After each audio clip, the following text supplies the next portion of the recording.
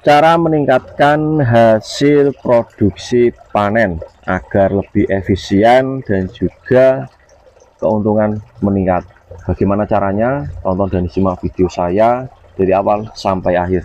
Kali ini saya mau menjelaskan kepada sobat teman-teman petani ikan lele ya, khususnya yang baru belajar ataupun memulai ya.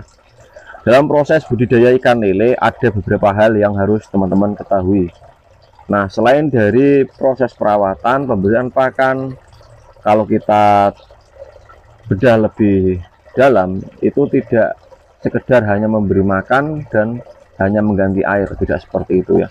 Tapi ada cara-cara dan metodenya agar ketika nanti teman-teman masa panen tiba, itu keuntungannya meningkat dan pasti ada untungnya. Pasti ada untungnya, bukan hanya sekedar omong kosong. Bagaimana caranya? Jangan lupa tonton sampai selesai teman ya. Nah, dalam proses budidaya ikan lele agar kita bisa meningkatkan hasil produksi panen ataupun memaksimalkan hasil panen ya, yang pertama yang harus kita perhatikan yaitu pada kualitas bibit. Nah, kualitas bibit ini sangat penting sekali, mengingat dari kualitas bibit yang bagus maka akan mendapatkan akan mempermudah kita dalam proses perawatan ikan ya. Nah, bibit yang bagus juga proses pertumbuhannya akan jauh lebih cepat. Bibit yang bagus itu yang bagaimana sih? Mungkin banyak dari teman-teman yang bertanya seperti itu.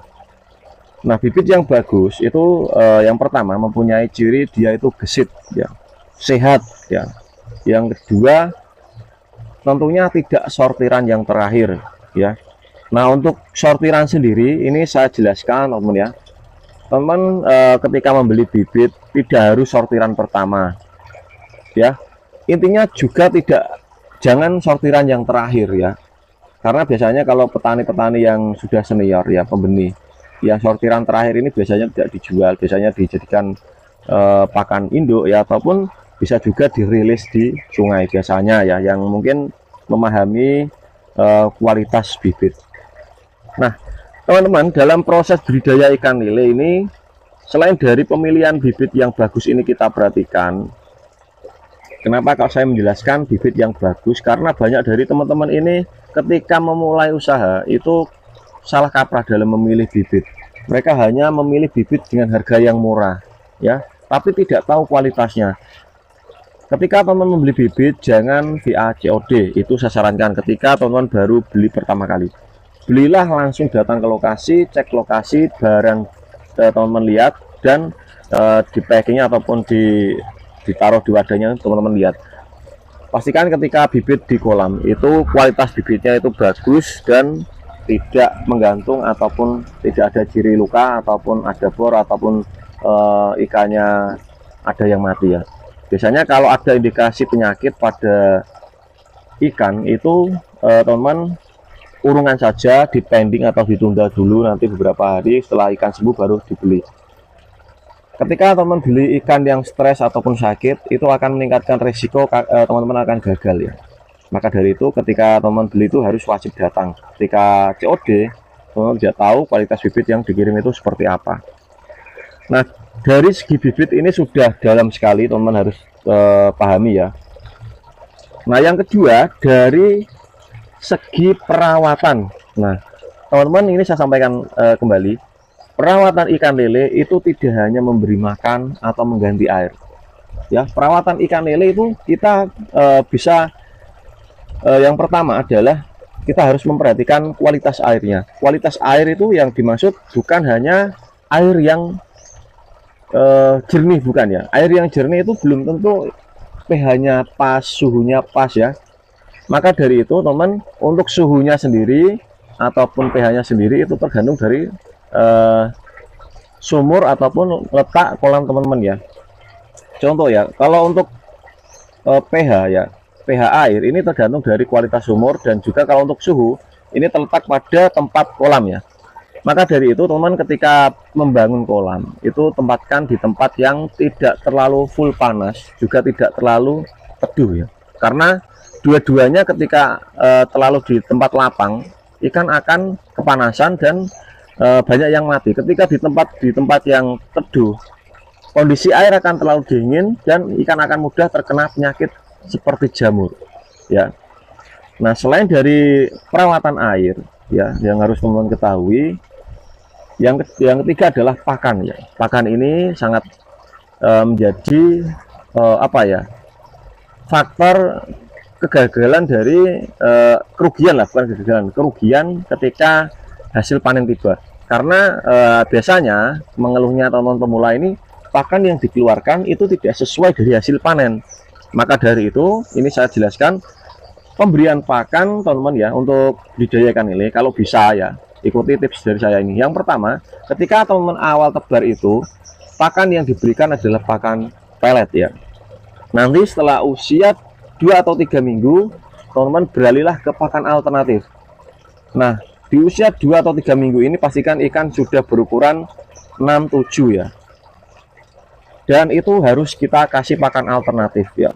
Pakan alternatif itu tidak harus yang mungkin kalau teman apa ya, tidak suka tiren, mungkin ada alternatif yang lain seperti contoh ya daging giling ya, ataupun ruca itu adalah ikan yang tidak ada nilai harga jualnya, ikan-ikan kecil, ikan sungai ya biasanya. Lalu bisa juga memakai pakan alternatif yang lain ya, yang intinya tinggi protein, tidak pakan alternatif seperti sayuran, kol ya, atau nasi sisa, tidak seperti itu. Pakan yang rendah protein dan itu sangat berisiko pada ikan jangan diberikan ya.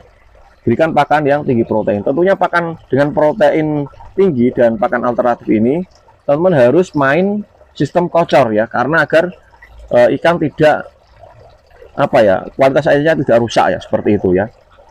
Sehingga nanti ketika pakan ini teman sudah bisa lobby ataupun sudah tahu mengambilnya di mana, belinya di mana, biasanya pakan alternatif ini harganya lebih murah, bahkan 70% lebih murah biasanya ya dari harga normal ya, harga pakan pur ya. Nah teman-teman, dalam proses budidaya ikan lele agar meningkatkan hasil panen ataupun produksi ya, teman-teman harus juga melakukan proses penyortiran. Dalam proses penyortiran ini hal wajib yang harus teman-teman lakukan agar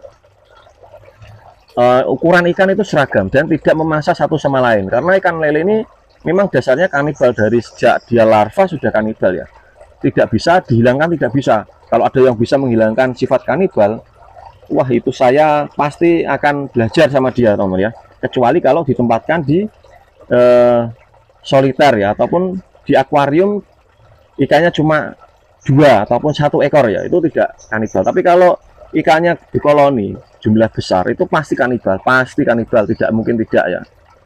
Nah teman-teman ya, dalam proses tadi ya harus dipahami tadi yang saya jelaskan ya, dari bibit ya, air, pakan ya, penyortiran itu sangat penting sekali teman-teman harus lakukan. Nah yang terakhir adalah ketika teman-teman sudah saatnya waktu tiba panen ya, 2 minggu sebelum atau 1 minggu sebelum panen, teman-teman harus tahu bagaimana proses jualnya nanti, mau dijual di tengkulak kah ataupun dijual di pasar sendiri. Itu setiap kita mau panen harus kita cari konsumen terlebih dahulu ya, atau pembeli. Kalau dengan skala kecil kita jual sendiri, tentunya akan mendapatkan keuntungan yang lebih ya, apalagi dengan jumlah yang besar ya. Kalau kita tahu pasarnya ya, kita sudah dapat pasar, itu enak ya, harga apa nanti pasti akan naik ya. Nah begitulah kurang lebihnya teman ya dalam proses budidaya ikan lele yang bisa saya jelaskan untuk teman, dan semoga video ini bermanfaat untuk sobat petani ikan lele semua. Jangan lupa klik like dan subscribe, dan tinggalkan komentar teman mengenai tentang pertanyaan budidaya ikan lele. Nanti saya akan jawab di next video apabila saya membaca komentar teman ya. Assalamualaikum warahmatullahi wabarakatuh. Jumpa lagi di video selanjutnya.